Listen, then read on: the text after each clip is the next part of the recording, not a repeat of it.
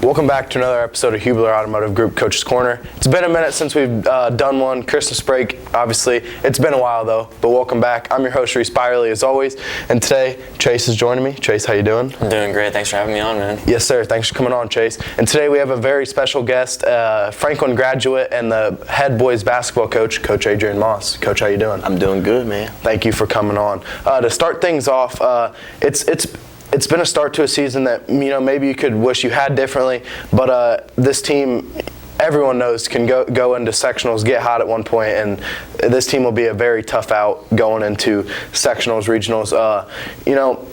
From last year with the rough start, how do you prepare to kind of do the same thing you did last year in the postseason and survive and advance?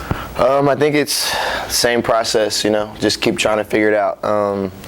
I believe that winning's in the details, you obviously have to have some talent, but it's the little things. It's toughness, and it's in the details. And we have a young team.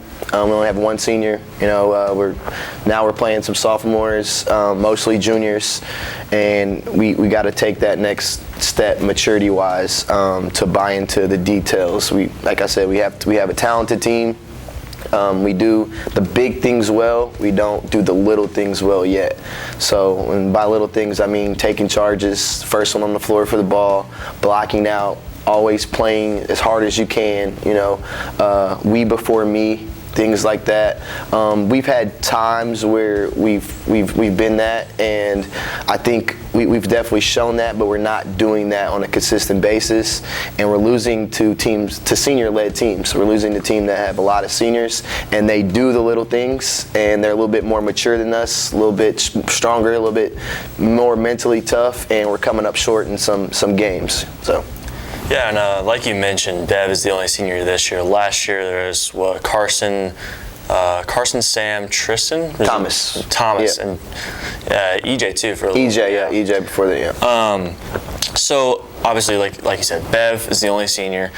How has he stepped up this year, like leadership-wise, whether it was vocally or just on the court, just making sure everyone's good to go and stuff? How would you say he stepped up this year, being the only one? I think it's definitely he's growing big time. Bev's one of those players that he kind of started at a late age, and I always say, like, when you look up and he's 22, 23 years old, he's going to be playing basketball somewhere, making money, in my opinion, so I talked to a lot of schools about him, like, prep school, junior college, like his ceiling is super, super high, and he's just starting to tap into that, so to me, Dylan's a senior, but as far as basketball experience, he's probably a little bit younger than that, but I think he's done a good job as a senior of trying to be a leader and stepping up, and since I've been here, he's just grown and grown and grown and grown. So I think if he stays on the trajectory he is right now, he's going to be able to make some money playing basketball and hopefully play somewhere college basketball as well.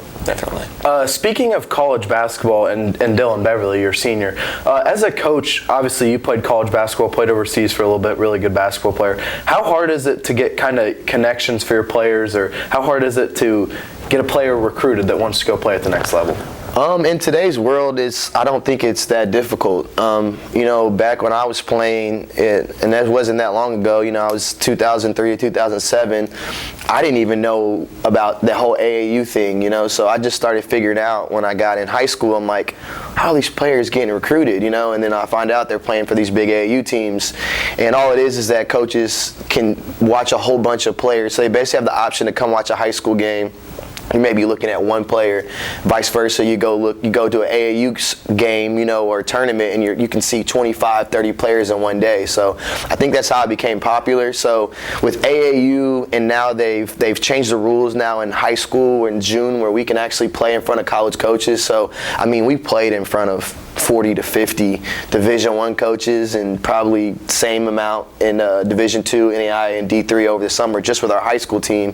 And then these kids also play AAU. We have coaches that come to our open gyms. We constantly reach out and email. So it's a lot easier nowadays to get looked. With that being said, there's more people in that talent pool now. There's, if you have access to more people, I think it's maybe more difficult to get a scholarship, but to get the looks, you're going to, in today's world, if at a place like Franklin, right close to the city, you're going to get to play in front of college coaches. It's just, you got to take advantage of those opportunities and play. Everyone thinks that college coaches want to see how many points you can score. You know, like if they're coming to watch you play, they know you can score. They know you can do some things.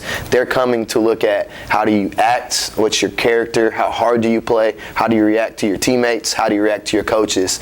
Those are the things that they're coming to see when they come watch you play. You know, once they decide, hey, this kid has talent to play at this level, now they're coming to see those little bitty things that take you. They're giving you, $30,000-$40,000 a year to some schools to play basketball. You know, they're going to do their research. These coaches get paid good, so. Definitely. And speaking of someone that's been pretty heavily recruited, Micah Davis, and also someone that has grown a ton from last year.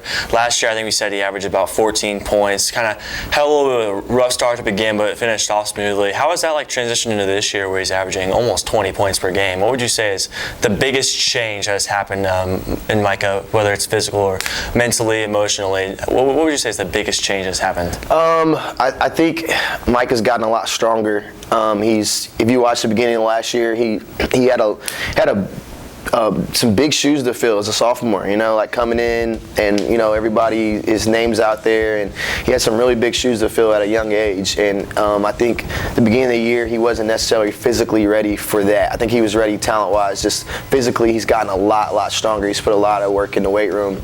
You can see it on the court.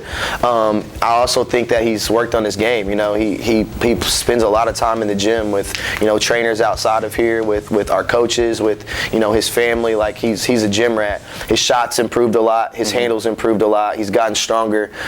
He's gotten a lot better. As far as the other side of things, as far as leadership and and being able to play next play mentality, what we always talk about. Not getting frustrated and things like that. He's grown a lot in that aspect as well. Still some improvement, I think, to do on those side of things, but he's definitely our team has grown in that aspect. But I think there's another level that we can reach, and I'm hoping that with some maturity and age that we take that next step as not only basketball players but as young men and leaders. Definitely. As a head coach, obviously you haven't been a head coach your whole career. You started off as an assistant coach at Franklin and Fishers and Warren Central. Is that right? Decatur Central. Decatur Central, excuse me. So those experiences obviously set you up to be a head coach. What do those kind of do to help you plan to be the most successful coach you can do? Like, what did your background do to make you be a successful coach? Well, I think. You need to see, it doesn't matter where you played at, like playing is one thing that definitely gives you a certain level of experience, but coaching is a whole nother dynamic. So I think I got to experience young coaches, and also I got to experience my first year at Warren Central was Garrett Weininger's very first year taking over a program, and he went from assistant to a varsity coach. So I got to see what that looked like. And then we went to Fishers, and it was our first year there. So we're building a program, building a culture. So, and he let me do a lot. I had some big shoes to fill. I was more like an associate head coach role with him, just because we were so close and he trusted me so much. So being able to do those things and experience what does it look like for a first-year head coach, and then what does it look like when you're going to a program like Fishers in Warren, where the expectations are high and you're taking over a new program. I got to see that day in, day out, what it looks like, and it's not easy. It takes time. You're building a whole new program, a whole new culture, so it takes time, it takes work. I'm going to steal this question from Kevin Hankins, our producer. So the last game, 2 games ago actually, wasn't it? 2 games ago, yeah. Against Whitelands, came down to the wire. And what would you say your experience in refereeing, like as an official, kind of helped you with clock management-wise and ending that game in the right way? Yeah, like we were talking about, I think one of the things that I knew this as a player too, but as an official, it became more obvious that at the end of games, the clock, your count doesn't start on the ball until you got the ball. They start counting. You put the ball on the floor, you get a new 5 seconds, and you pick it up, and then you get a new 5 seconds. So we make our players hold the ball and I count as the official counts 1, 2, 3. Then we put it on the floor. We get a new count. Then we count 1, 2. Then we pick it up. We get a new count. So it allows us to take time off the clock when we need it at the end of quarters. And then the last game situation, it was a .05 on the clock, and a lot of people may think that you can only get a tip at that point in time, but you can actually take a full shot. It's got to be a quick shot, but you can take a full shot. So as a ref, and my dad being a ref, and us arguing about calls and rules all the time, I think helps me as a coach, just knowing certain things that you can do and can't do. Definitely. As a coach, you obviously are very optimistic. You only have one senior. Obviously, it's a big senior, but your core of this team is kind of a junior and sophomore nucleus that have all combined. Having a young team, is it hard sometimes to get those players to stay focused, or what do those players do to lock in and make sure the team is ready to go every single night? Yeah, I mean, it's the challenge for a young team. It's probably one of the biggest challenges that we've had so far this year. Our kids take it serious, but it's just when you're a senior, it's your last go around. You know what I mean? You have nothing else left. This is all you have. So it's a little bit different mentality, and I think Carson, kids like Carson and Sam and Tristan, Thomas in particular, Thomas didn't play he didn't play a whole lot of minutes, but the dude was a leader, and they did not allow anything less than that. They made sure that guys took it serious, because they're like, hey man, you got another year. This is my last time.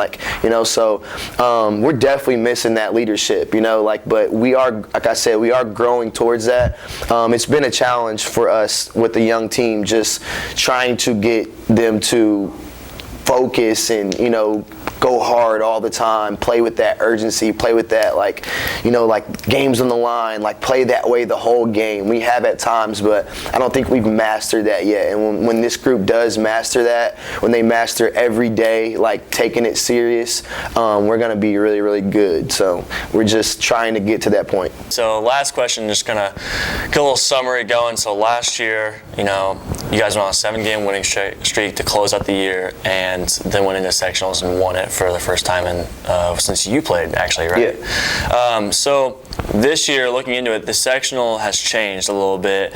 Tell me how that might be a little bit more difficult for you, because there's some teams that you haven't really necessarily played before. I think East Central's in it, right? Yeah. So tell me how you're going to prepare for that, and how different it's going to be.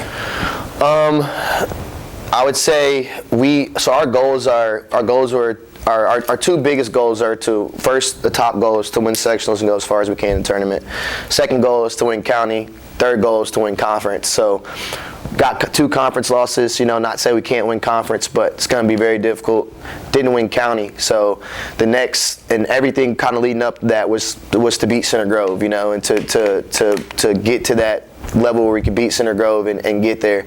And now it's, we have certain teams and a group of teams in our sectional that we watched, and we have to find a lineup and a style that can win that. So these next 10 games is all about that. It's all about that. That's why we play the schedule we play. So, we play the toughest schedule in our county, we play the toughest schedule in our conference, and we play the toughest schedule in our sectional. When it's all said and done, we'll be a top 25 schedule in the state. And our school we're not a top 25 big school. So we're playing top 25 teams on a regular. We're playing top 50 teams on a regular. We still have 3 or 4 of them on our schedule. This is why we play the schedule we play, so we meet adversity, and we don't go through the season winning 15, 16 games thinking that we're a top team when we haven't played top teams, and we're a 4A team. So in order to get to where we're trying to get, sectional, regional, semi-state, state, we have to play top level teams. So that's why we play the schedule that we play. And at times I think man, should we really, because it just doesn't result in a great winning record all the time. But as you see, it paid off for us last year. So we're hoping that the level of teams that we play prepares us for that moment in sectional. So that's the idea behind playing such a hard schedule. Yeah. Well, Chase, thank you for coming on today. Always greatly appreciated. I'm sure the fans love to see you. Coach Moss, thank you. Good luck tonight as you guys play Martinsville tonight, and then travel to Southport tomorrow. So best of luck, and I'm sure we will get you back on here. And that was another episode of Hubler Automotive Group Coach's Corner. Hubler is proud to be the official sponsor of Franklin Athletics. Score massive savings on all your favorite brands. Plus, get our 10-year, 200,000-mile warranty included. For all auto needs, just click drivehubler.com. Let's go, Grizzly Cubs!